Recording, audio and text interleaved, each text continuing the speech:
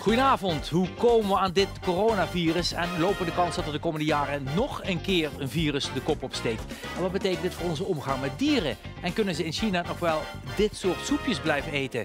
Want dit lijkt de bron van het coronavirus, een vleermuis in Wuhan. Edmond Staal van het Limburgs Landschap weet er alles van. En hoe gaan wij als media om met de coronacrisis? Wat is goed en waar gaan we de mist in? Journalist en onderzoekster Mirjam Vossen praat erover. En ze geeft antwoord op uw kijkersvragen in deze avondgasten Corona in Limburg.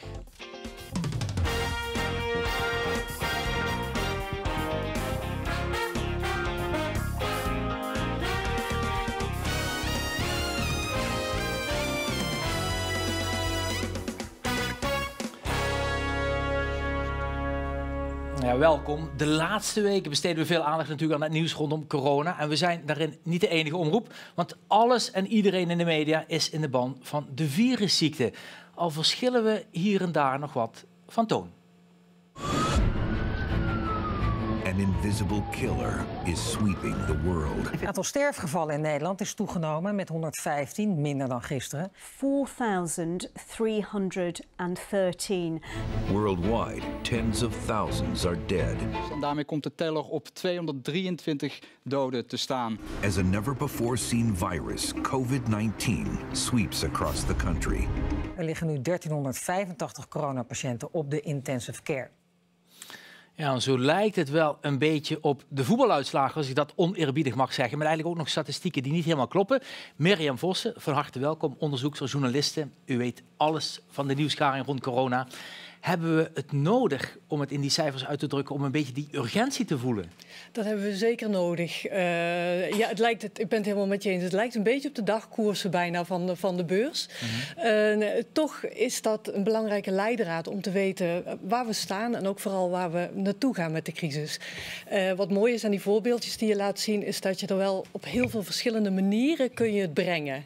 En dan zie je dat het in het buitenland de dramatiek toch heel wat meer is dan hier in het nieuws. Ja, Nederland nog, ja. Ja. Wat heel interessant is, hè, mensen kunnen ook bij ons vragen stellen aan experts van luister. Dit willen we graag weten nog over de coronacrisis. En wat we veel binnenkrijgen is, ja, waarom moet het zo negatief? Heeft u daar een verklaring voor? Dat media neigen naar een soort negatieve vertaling van dit soort media hebben van zichzelf eigenlijk de antenne uitstaan voor drama, voor sensatie, voor slecht nieuws. Ik ben zelf journalist, daar zijn we gewoon op getraind. Dus daar worden we op getriggerd. En met de coronacrisis is het natuurlijk kat in het bakkie. Want die is van zichzelf al heel dramatisch. Dus als je niet uitkijkt, dan ga je dat nog eens een keer extra aanzetten vanuit je neiging als journalistiek om toch al het negatieve te benadrukken. Ja, ga ik even naar uw overbuurman die vanuit het Limburgs Landschap ook van alles weet over evolutie. En we hadden het er eigenlijk van tevoren even over. Je zei van luister, ik denk dat er eigenlijk ook wel een hele natuurlijke dispositie, als je het zo wil hebben, van mensen is om naar het negatieve te kijken. Ja, Mirjam haalde het voorbeeld aan van je woont ergens in het oerwoud in een grot en je moet proberen te overleven. Dan leer je van slecht nieuws veel meer dan van goed nieuws. Want goed nieuws, oké, dat is prima. Maar slecht nieuws, als je dat niet goed naar luistert, dan kan er iets met je gebeuren. Dus ik denk dat het ergens in de evolutie van die mensen wel logisch is dat je gefocust bent op slecht nieuws. Maar je moet een geboren optimist zijn om er een leuk leven van te maken. Ja, dat is inderdaad waar. Goed, we hebben natuurlijk een aantal voorbeelden genomen. Mirjam, daar kun je je licht over laten schijnen. Ja. Bijvoorbeeld het voorbeeldje van, moet ik even goed kijken. Ja, Ron Stein natuurlijk. Dat was we hebben een vraag van Carolien Meesters. Hoe vindt u dat de journalisten het doen in deze coronatijd? Laat ik ze om te beginnen eigenlijk een hele grote pluim geven. De Nederlandse media. Eigenlijk de journalisten en de media zijn net zo overvallen door die coronacrisis als wij allemaal.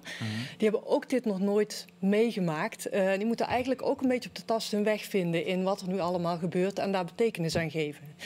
En we mopperen vaak op de media, maar stel je nou toch eens voor dat we deze crisis hadden zonder de media. Nu zien we ook hoe verschrikkelijk belangrijk werk ze doen.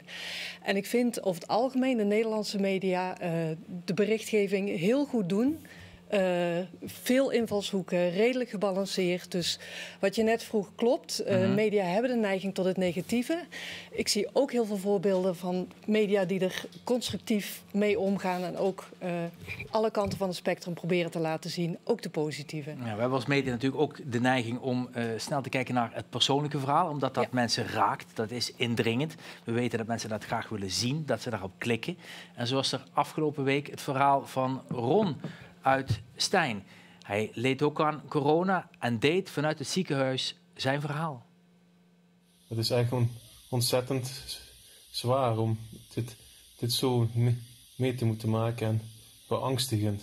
Je denkt dat je stikt en ja, dat kun je je niet voorstellen hoe beangstigend dat is. Ja, dat was Ron Roy uit Stijn dus, met een heel indrukwekkend verhaal. Hij had 2 kinderen. Ondertussen, trouwens, kan ik u vertellen, is hij ontslagen uit het ziekenhuis. Dus dat gaat wel weer goed. Maar het was ook iemand die chronische bronchitis had vanaf zijn jeugd. En toch ging hij mee in het L1 Nieuws. Bovenop de redactie staat hoofd Nieuws en Sport Rob van Wel. Rob, fijn dat je even meeluistert en meekijkt. Wat was de overweging om zo prominent in te zetten op dit verhaal van Ron? Hallo Maurice. Nou ja, dit is natuurlijk wat er nu aan het gebeuren is, dat raakt ons allemaal. Dat is een ontzettend ingrijpend, iets dat we nog nooit hebben meegemaakt, zo'n beweging. Het heeft een hele tijd geduurd eigenlijk, in de aanloop, voordat de ernst van die situatie echt op mensen doordrong. Mensen die maakten heel lang, werd er steeds een vergelijking gemaakt met griep.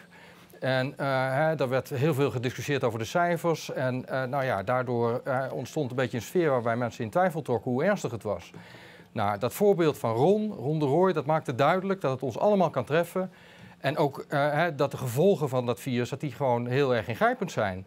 Want ik heb het eigenlijk bijna nog nooit meegemaakt dat het stil, dat redacteuren ergens zwaar van onder de indruk zijn. Maar toen die op televisie kwam, toen werd het echt stil op de redactie. Dus je zag wel dat het ontzettend veel indruk maakte wat hier gebeurde.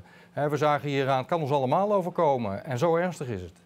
Ja, het was ook lange tijd het meest bekeken filmpje op de L1-site en op de site van 1 Limburg. Maar Mirjam Vos was tegelijkertijd natuurlijk ook een patiënt die eigenlijk helemaal niet typerend was. Ja. Geen goed beeld gaf van de mensen die getroffen kunnen worden. Of tenminste getroffen worden door het coronavirus. Toen ik het filmpje zag, had ik een dubbele reactie, een dubbel gevoel. Aan de ene kant ben ik het helemaal eens. Het is ontzettend goed dat je dit laat zien. Mensen moeten dit zien. Tegelijkertijd is hij een uitzondering, een vrij jonge patiënt met onderliggende ziekte. Terwijl veruit de meeste mensen oudere leeftijd zijn. Dit geeft geen representatief beeld. Kijk, als je 20 patiënten in beeld brengt, dan kan er best een Ron bij zitten. Maar ik denk dat ik gekozen zou hebben voor iemand die meer paste bij het merendeel van de coronapatiënten. Dit kan toch de indruk geven dat het vooral ook heel gevaarlijk is voor jonge mensen. Terwijl het dat... Volgende voorbeeldje waarbij we onszelf langs de meetlat leggen. En dat was punt van gisteren. De zondag, dat eigenlijk 95% van de mensen in Limburg de richtlijnen opvolgden. Een leeg Vrijthof, een lege markt in Venlo. Niemand was er. In het Heuvelland daarentegen was het druk met wielrenners, met motorrijders en met auto's. Dit was de opening van het nieuws van gisteren. Het was druk vandaag in Limburg buiten. Het advies om thuis te blijven blijkt lastig op te volgen bij mooi weer. Ja, het was echt ontzettend druk vandaag in het Heuvelland. Ondanks dus het advies van de overheid om thuis te blijven, gingen toch wandelaars, motorrijders en fietsers massaal het Heuvelland in. En dus besloten de autoriteiten om het gebied zo goed als kon af te sluiten. En als je hier als buitenstaander naar zou kijken, dan denk je van, heel Limburg is onderweg. Heeft het allemaal aan zijn laars gelapt, wat niet zo was. Hier zie je eigenlijk hetzelfde als bij het vorige, dat vooral de nadruk wordt gelegd op de uitzondering. Terwijl, wat je zelf zegt, de meeste mensen bleven thuis. Ik zou het eigenlijk aardig hebben gevonden als misschien een reportage was gemaakt van hoe mensen in hun eigen tuin thuis blijven aan het beleven zijn. Ja, dat zat er natuurlijk ook wel in, maar later in de uitzending. Oké, later in de uitzending. Dat... Ja, maar voor het perspectief. Je ziet het ook, hè, tenminste Edmond neem ik aan. Denk je dat mensen wel het perspectief zelf kunnen creëren van dit is een uitzondering en niet het totaal. Nee, ik denk niet dat mensen dat doen. Want ik hoor dat dan in mijn omgeving ook. En ik ging gisteren meteen collega's gebeld. Hoe erg is het bij ons? Want ik wil dat vanuit onze eigen terreinen natuurlijk weten. En dan kreeg ik al meteen de collega's die toch gewerkt hebben gisteren. Zeiden van nee, we zien heel veel Duitse auto's. Toen ik gisteren door jullie gebeld heb ik gezegd... Toen wel nog, ja. Ja, toen waren het allemaal Duitse auto's, hoofdzakelijk. Op een aantal plekken werd er gewandeld. Maar op grote afstand van elkaar. Dus die mensen houden gewoon netjes de regels van het RIVM. Wat we wel toen meteen gezegd, ik weet niet hoe het in Zuid is. Maar als je deze beelden ziet, dan weet ik dat precies. Dat is de Epenerbaan. En dat is een standaard plek voor wielrenners en motorrijders. En die denken, ja, ik heb toch 1,5 meter afstand. En die gaan gewoon. Maar in de rest van Limburg hebben wij uit onze eigen terreinen gezien dat het eigenlijk ontzettend meeviel. Maar wat heel erg opvalt, is dat er vroeger op de dag mensen actief zijn dan dat we gewend zijn. En dat mensen op plekken komen waar we ze vroeger eigenlijk op zondagen niet zagen. Ja, dus mensen zoeken hun eigen weg. We gaan even naar Rob van Wel op de redactie. Rob, je hoort het van de mensen aan tafel. We openden het nieuws gisteren met een beeld dat eigenlijk helemaal niet correspondeerde met de werkelijkheid. Ja, nou ja, wat de functie van het beeld is dat er natuurlijk nog altijd mensen zijn die het niet snappen. Die niet doorhebben wat de ernst van de situatie is en dat je gewoon moet houden aan de regels die gesteld zijn. Dat dat ook een reden heeft. En dat was ook het punt, en dan ga ik nog heel even terug naar Ron de Rooij.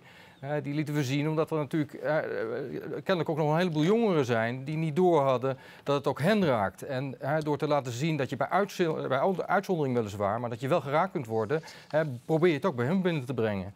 Een meer algemene opmerking hierover is dat we in de journalistiek natuurlijk altijd het over de excessen hebben. Dat we de uitzonderingen laten zien. En dat heeft ook een beetje te maken met het punt dat je, als jij een nieuwsbericht brengt dat het overal goed is gegaan, ja, dat is natuurlijk minder spannend. Je zoekt toch de plekken op waar het verkeerd is gegaan. En daar probeer je dan nog een keer de boodschap van uit te dragen. Zo moet het niet. Ja, dankjewel. Mirjam, we gaan nog even terug bij jou. Rob zegt van goed, we moeten ook laten zien hoe ernstig het is. Dat er inderdaad, dat mensen het nog steeds niet begrepen hebben. Ja. Word je als medium, word je als omroep dan niet een verlengstuk van de overheid? Dat is een goede vraag. De journalist heeft daar gewoon zijn eigen verantwoordelijkheid in. Om dat vooral niet te worden. En ik snap deze vraag dat die nu opkomt. Van rennen we niet allemaal achter wat de overheid en het RIVM zegt aan. Ik zie zelf genoeg, gelukkig, discussie ook over de overheidsmaatregelen, over het RIVM. Genoeg stemmen die daar toch kanttekeningen bij plaatsen. En dat is ook de functie van journalistiek. En dat moeten ze ook blijven doen. Ja, daar moeten we ook ruimte voor blijven houden. Moeten we ruimte, ja. Prima. We gaan naar de vragen van de kijkers. Want die hebben we ook. Vraagje nummer 5. Dan moet ik zelf even op het blaadje kijken. Dat is Simone Jacobs. En die vraagt, is er niet te veel aandacht voor coronavirus in de media? In de zin van, mensen worden er eigenlijk alleen maar bang voor. En het andere nieuws sneeuwt onder. Ja. Ik ben het voor een deel met haar eens. Van mij zou het ook wel een onsje minder mogen onderhand. We hebben, ik noem maar iets, een stikstofcrisis. De energietransitie waar we mee door moeten. Nog een hele hoop andere onderwerpen. En wie weet wat er in de rest van de wereld gebeurt. Waar we eigenlijk niks meer over horen. Ik zou het niet erg vinden als het wat teruggeschaald werd. Tweede wat zij zegt is, ik word er bang van. Ik zou tegen haar willen zeggen, je hoeft niet te kijken. Durf de televisie ook af en toe uit te zetten en de krant af en toe dicht te slaan. Matig je eigen nieuwsconsumptie over corona. Als het je te veel wordt, schakel gewoon gerust even uit. Je hoeft niet constant alles te volgen. En voor wat betreft die cijfers waar we het eerder over hadden, ja. Een beetje die scorebordjournalistiek. Zeg je dan goed wel bijhouden, maar meer kijken naar de ontwikkeling? Dat sowieso. Meer kijken naar de trends. Niet de hele dag alles zitten te volgen. En hou je eigen gemoedsrust in de gaten. Ja, een beetje zoals Cyrille deed. Want die komt hier. Hier is die. Kijken we dan even verder naar de trend. Als we kijken naar het aantal doden in Limburg, die is licht gestegen ten opzichte van gisteren. Staat nu op 23. Het aantal ziekenhuisopnames, daar zien we met name over de maand maart. In het einde van die periode maart zien we een behoorlijke piek zitten. Hoe zich dit in april gaat ontwikkelen, dat is nog even afwachten. Maar in ieder geval voor het perspectief is dit eigenlijk de beste manier om het hier hebben mensen meer aan dan alleen maar gewoon die dagkoersen waar we de uitzending mee begonnen. Prima. dit... Hartstikke bedankt. We gaan naar het volgende onderwerp. Zeker zo belangrijk. Over de vraag, waar komt dit virus vandaan? Daar gaan we over praten met Edmond Staal. Maar eerst kijken we naar een filmpje zoals gemaakt werd door Discovery Channel. Waarbij ze in perspectief plaatsen waar dit virus vandaan kwam. En hoe zich dat verhoudt tot het SARS-virus dat eerder ontstond in China. In the family tree of coronaviruses, there are a lot of different bat coronaviruses, but there are only a few different human coronaviruses. Coronaviruses are ultimately bat viruses that find their way into humans. And sure enough, as Chinese scientists compare the original cases of SARS and the new coronavirus outbreak, there's a striking connection. The outbreak appeared to have originated in a wild food market where there are a lot of exotic animals. At the wet animal market in Wuhan, several exotic species are slaughtered on site, including bats. One particular species, belonging to the horseshoe bat family, is known to be infected with a particular strain of the coronavirus. Ja, Edmond Staal van het Limburgs Landschap. Van harte welkom, hartstikke fijn dat je er bent. Voor wat betreft dit soort virussen, die komen van de dieren. Ja. Het geeft een beetje de angst dat dit niet de laatste is. Nou, ik begrijp van de virologen, als je het nieuws toch een beetje volgt, dat het eigenlijk raar is dat er niet eerder een pandemie is uitgebroken. Door de manier waarop we tegenwoordig als mensen leven. We gaan van hot naar haar, we importeren, we exporteren. En zo'n minuscule uitbraak van één iemand die ziek wordt, wordt dan desastreus. Omdat er heel veel mensen op elkaars lip wonen. Wat kunnen we dan doen? Ja, er is een hele cruwe wet in de natuur die zegt plagen worden met plagen bestreden. En dat zie je als je gewoon nuchter naar natuur buiten je kijkt. Van dat er, als er van één soort heel veel zijn, dan komt er een plaagsoort die zorgt dat dat een beetje omlaag gedrukt wordt. Even heel nuchter nu. Alle kerstdennen in de fijnsparren in Limburg die gaan allemaal dood door de letterzetter. Die staan als een soort akker geplant. Dat is te veel op een hoop. En dat doet de natuur, brengt variatie aan. En dat doet die helaas bij mensen ook. Wij zijn nou eenmaal toch ook gewoon een onderdeel van de natuur. Maar bedoel je dan dat wij naar een bepaald aantal gaan qua mensen, dat de aarde maar een maximum aantal aan kan en zelf corrigeren? Zonder aanvullende maatregelen is dat zo. Maar op het moment dat we als mens rekening houden met de invloed die wij op onze omgeving hebben, dan is die nood om ons terug te dringen is minder. En dat doen we in wezen bijvoorbeeld in Nederland al. We hebben geen gezinnen met 12 kinderen meer. In China zijn ook geen gezinnen meer met grote aantallen. Dus het aantal wereldburgers zal wat omlaag moeten. En we moeten vooral fatsoenlijk omgaan met het evenwicht in de wereld. Ja, en dan gaat het met name over het evenwicht met de dieren in dit geval. Hè? Dit is natuurlijk China. Ja. We hadden de vleermuizensoep, ja, dat hebben we niet. Maar we hebben natuurlijk wel de laatste jaren in Nederland ook andere ziektes gehad. Ja, gekke koeienziekte, we hadden de Q-koorts. Moeten we dat in hetzelfde perspectief zien? Ja, vanzelfsprekend. Wij grijpen niet voor niks als mensen zo ernstig in. Als we bijvoorbeeld varkensgriep krijgen, dan wordt er massaal geruimd. Omdat wij die kan overslaan op mensen. Dat gebeurt nog maar met mate, gelukkig. Maar je moet je voorstellen, als zo'n virus van het varkensgriep muteert naar een virus wat wel voor mensen gevoelig wordt, dan kan het ineens van varkens op mensen overgaan. En dan kunnen mensen gaan aansteken. Dat is op dit moment gelukkig nog niet het geval. Nee, maar dan kunt u zich wel vinden in de gedachte om juist die varkenssector echt te saneren zoals nu de bedoeling is. Ja, ik denk dat dat ook voor milieuomstandigheden heel goed zou zijn. Maar wat voor economische basis vind je dan voor die agrariërs die daar nu van afhankelijk zijn? En we rekenen dus altijd naar de economische factor in plaats van naar de lange termijn zaken, waar we eigenlijk met z'n allen veel beter op zouden moeten richten. En een sanering in wat voor vorm ook, zullen we samen met de landbouw uit moeten zien te komen. Je zou natuurlijk wel kunnen kijken, je gaat die boeren heel netjes en royaal compenseren en kijken hoe je er op deze manier uit kunt komen. Ja, maar ik vind altijd dat er een hele belangrijke taak bij de consument zelf ligt. Die consument is degene die niks wil betalen voor varkensvlees. Dus op het moment dat daar voor de boer met minder varkens toch een fatsoenlijk inkomen komt, waarom zou een boer dan zoveel varkens willen hebben of nodig hebben? En dat is een hele ingewikkelde maatschappelijke discussie, maar die zullen we toch met elkaar aan moeten. Ja. Ik ga kijken naar de vragen, hoor ik in mijn oortje, want die waren er ook voor u. Ik kijk even op mijn blaadje en ik zie Angelique Savelsberg met haar eerste vraag. De coronamaatregelen zouden ook een positief effect hebben op de natuur. Ik hoor de laatste tijd meer vogeltjes fluiten. Nou, Nou, Klopt dat? Ik ben heel blij voor dat ze dat meer hoort. En ik hoor dat van andere kanten ook. Dat is op zich heel leuk dat mensen, omdat er minder achtergrondlawaai is, in de stad is het stil, dat je ineens die beesten die er wel waren, ineens ook hoort. En als je er goed kijkt, ook nog ziet. In die eigen tuin is volop te ontdekken waar je normaal geen aandacht aan besteedt. Maar wij merken in onze terreinen nog geen positieve ontwikkelingen. En dat komt omdat natuurgebieden niet afgesloten zijn. Ja, in die zin, het feit dat er bijvoorbeeld veel minder stikstofuitstoot is, veel minder vervuiling, is dat een effect wat we op termijn blijven merken? Hoe optimistisch ik ook ben van nature, nee. Heel simpel, we zullen hierna weer overgaan tot de orde van de dag wat onze consumptie betreft, wat de productie betreft. En dan zal er dus, als we aan die fabrieken geen andere eisen stellen, weer evenveel uitstoot komen. Maar het is opvallend dat de lucht nu zo blauw is. Ja, dat komt omdat er geen vliegtuigbewegingen zijn. Dat realiseren mensen zich niet. Maar die mooie blauwe luchten die jullie laten zien, komen daardoor. En ja, we leven toch heel erg intensief op deze wereld met z'n allen. Ja, intensief was het ook in 2008 toen Limburg voor een deel naar China trok. En toen eigenlijk al voor het eerst kennis maakte met die markten in China. Waar hele rare dingen te eten zijn. En waar dus nu ook de bron ligt van de besmetting met het coronavirus. Dit was Roermond op zoek in Beijing.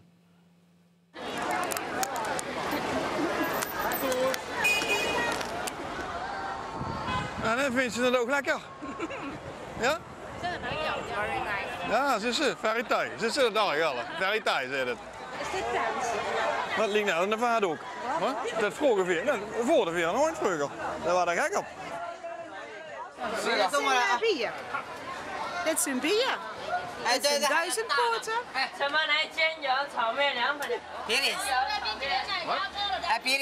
De penis van het job.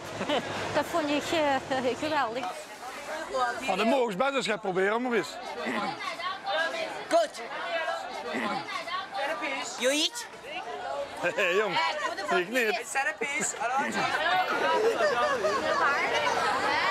Ja, inderdaad interessant. Mirjam, ken je het, de lekkernij? Nee. Ik heb wel een sprinkhaan gegeten, maar... ja, de eerste was een schorpioen. Dat was ook. Maar goed, dit waren natuurlijk wel de uitzonderingen in China, in de zin van Chinese markten. Heel veel Nederlandse en Limburgse boeren die zeggen van luister, juist de manier waarop wij het doen, dat is de goede manier. En alleen op die manier kunnen we Chinezen dwingen om ook op de manier, de hygiënische manier te gaan produceren zoals wij dat doen, met respect voor de dieren. Nou, ik denk dat die hygiëne daar, wat ze eten is voor ons vreemd.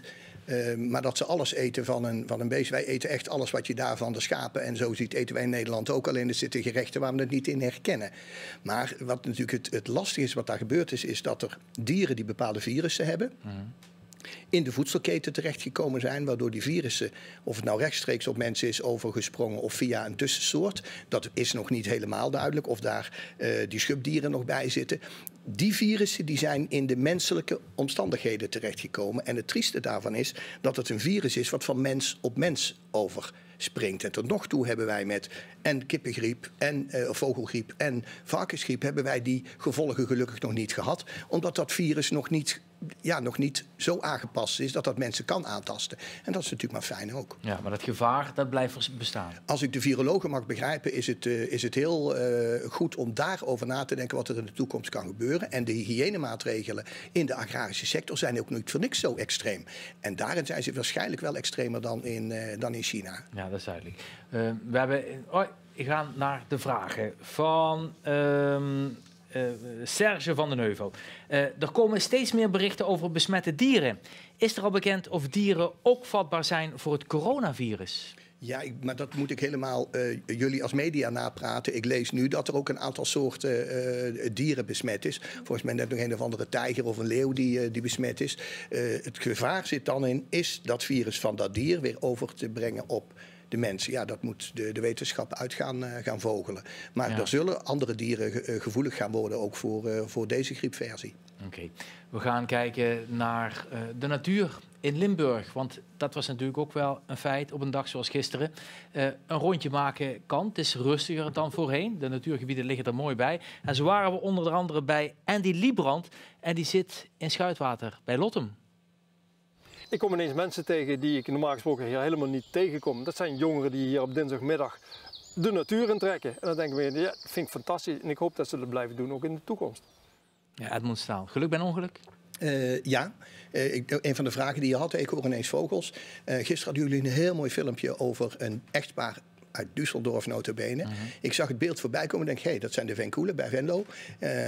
Ik denk, wat doen die daar? En het verhaal van die persoon is zo werkelijk waar het over gaat, dat je beseft, als je in die natuur bent, wat je daar krijgt, dat dat zo ontzettend waardevol is. En die bewustwording hoop ik dat een aantal mensen dat in ieder geval een soort ankerpuntje in hun lijf gaat krijgen, zodat we daar bij de bescherming van natuur later nog op terug kunnen komen. Want die natuur ligt daar niet alleen voor die plantjes en die beestjes, maar ook voor ons geestelijk welzijn. En ik denk dat deze crisis daar een hele mooie bewustwording voor geeft. Ja. Mirjam Vossen, denk je dat die bewustwording ook speelt bij journalisten? Dat ineens het gewicht van wat we zeggen en doen veel zwaarder telt? Het zou heel goed kunnen, ja. Want het is ontzettend belangrijk de manier waarop de media dit nieuws brengen. Wat dat doet met mensen. En dat zou ik hopen. Dat het reflectie op gang brengt bij journalisten om te kijken hoe ze hun berichtgeving kunnen doen. En ik zie dat veel journalisten proberen heel constructief en veelzijdig over dit gebeuren te berichten. Ik hoop dat ze dat vast blijven houden, ook op andere onderwerpen. Ja. Wat zou je journalisten nog willen meegeven voor de komende maand of komende 2 maanden? Voor de komende maanden, ja. Geef ook ruimte toch aan ander nieuws. Soms denk ik wel eens dat redacties het bijna niet durven om ook over andere dingen te berichten dan corona. Maar er is meer in de wereld, dat zou ik ze willen meegeven. En het tweede wat ik ze mee zou willen geven is, pas op voor het blijven hangen in toekomstvoorspellingen. Soms zie ik dat hoe dingen straks kunnen gaan gebeuren, dat nieuws op zich aan het worden is. Dan gaat het niet meer over wat er gebeurt, maar over de dreiging. En ik denk, pas daarmee op. Een beetje moet je doen, want we moeten dat allemaal weten wat er kan gebeuren. Maar hou maat daarmee. Het maakt mensen nodeloos bang en ongerust. Prima. We nemen de lessen ter harte. Hartelijk bedankt voor uw komst. Edmond Staal, ook hartstikke bedankt voor uw komst. Graag gedaan. Daarmee zijn we aan het einde gekomen van deze uitzending van de Avondgasten. Morgen zijn we er weer met Corona in Limburg. Daar gaan we het hebben over de cultuursector. Want wat blijft er overeind in deze dagen nu er zoveel evenementen zijn afgelast? Ik wens u een hele fijne avond. Blijf gezond. Tot morgen.